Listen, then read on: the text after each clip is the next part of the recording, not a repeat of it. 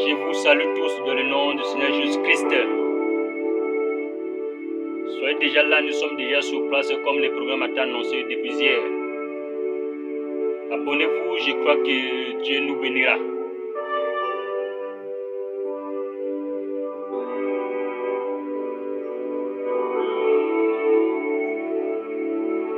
Nous allons d'abord lire la Bible. Prenons nos Bibles dans Matthieu 7, de verset 7 à 11.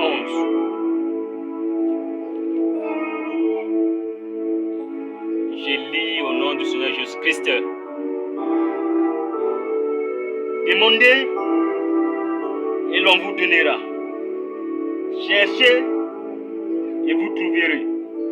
Frappez et l'on vous ouvrira. Car quiconque demande reçoit, celui qui cherche trouve. On ouvre à celui qui frappe. Lequel de vous donnera une pierre à son fils s'il lui demande du pain, ou s'il lui demande un poisson? Lui donnera-t-il un serpent? Si donc méchant comme vous l'êtes, vous savez donner de bonnes choses à vos enfants, à combien plus forte raison votre Père qui est dans le ciel donnera-t-il de bonnes choses à ceux qui les lui demandent? Dieu notre Père céleste, je crois que tu es Dieu. Comme il est dit dans la Bible, nous sommes tes enfants. Ce matin, Père, nous voulons parler de toi. C'est pour cela, sois avec nous.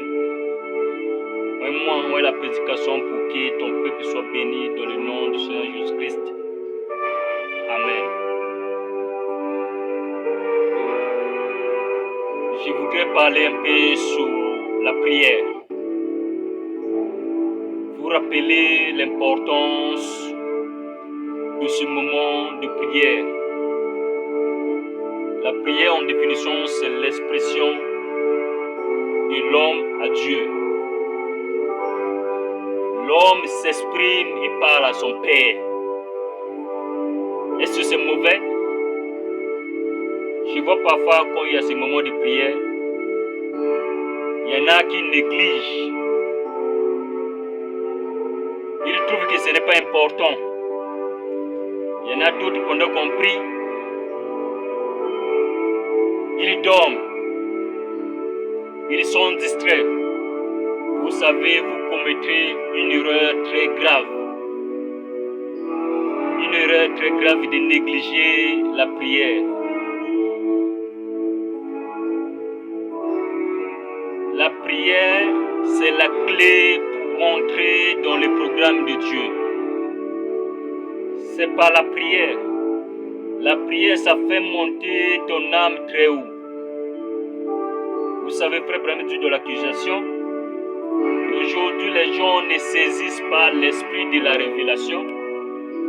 C'est parce qu'ils ne prient pas assez. C'est pourquoi leur vie, ils ont une vie un peu en l'air. Ils n'ont pas une profondeur. Pourquoi? Parce qu'ils n'aiment pas cette vie de prière. Même les prédicateurs, ils ne peuvent pas saisir l'esprit de la révélation. C'est parce qu'ils ne prient pas assez.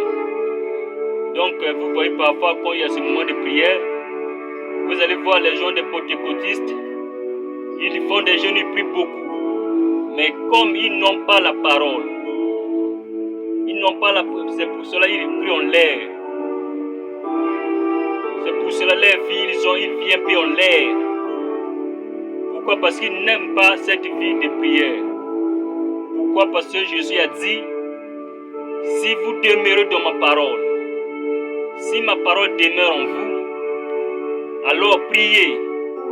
Pourquoi? Parce que vous avez d'abord reçu sa parole. Sa parole va nourrir votre prière. Sa parole va orienter votre prière. Au point où vous ne serez pas là en train de parler de n'importe quoi. Vous avez d'abord reçu sa parole.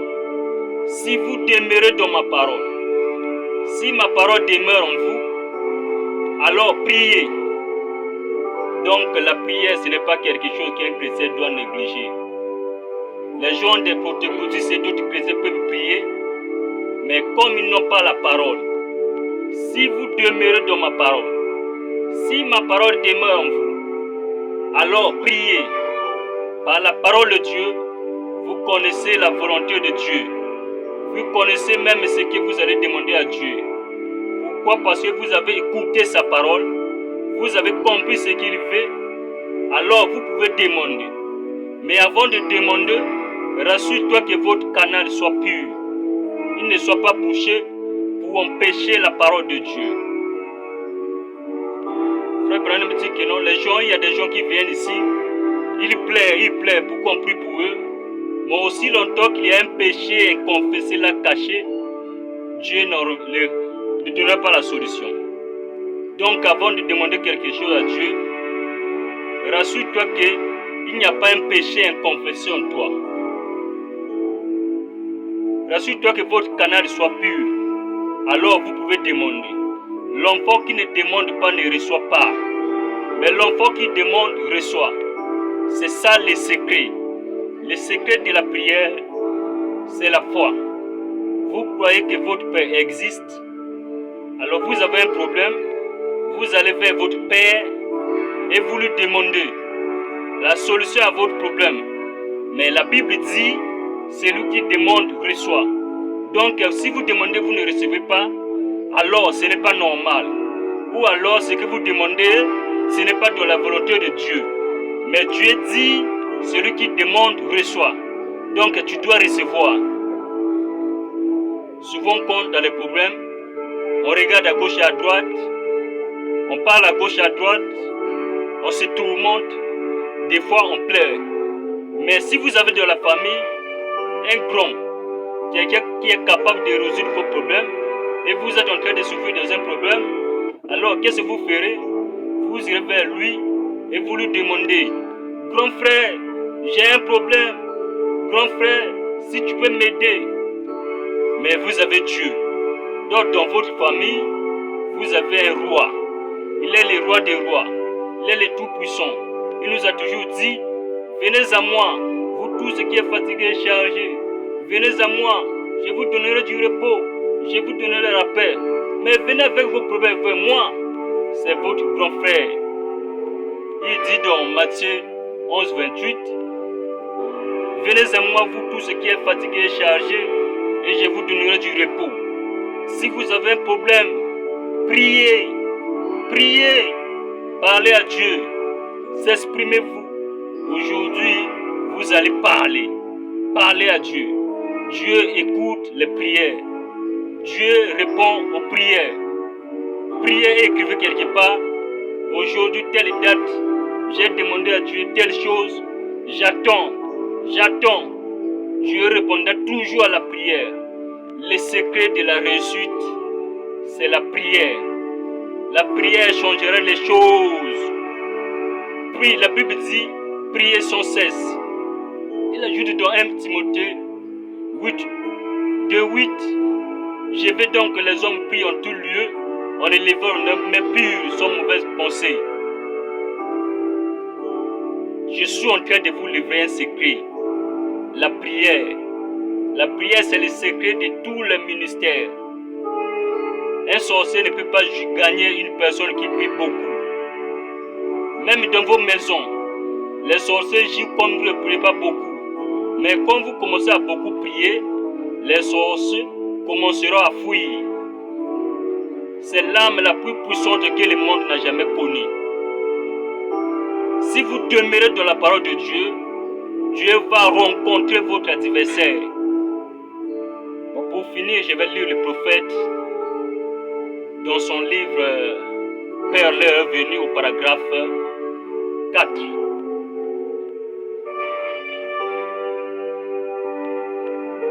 Lorsqu'un homme marche pour Dieu et marche avec Dieu, Dieu marchera avec cet homme-là. Mais lorsque cette personne se détourne de Dieu, alors Dieu le laisse simplement se débrouiller. Donc, les amis, la prière, ce n'est pas quelque chose qu'un chrétien doit négliger. Demeurer de la parole, Je crois que vous trouverez la solution à vos problèmes. Que Dieu vous bénisse.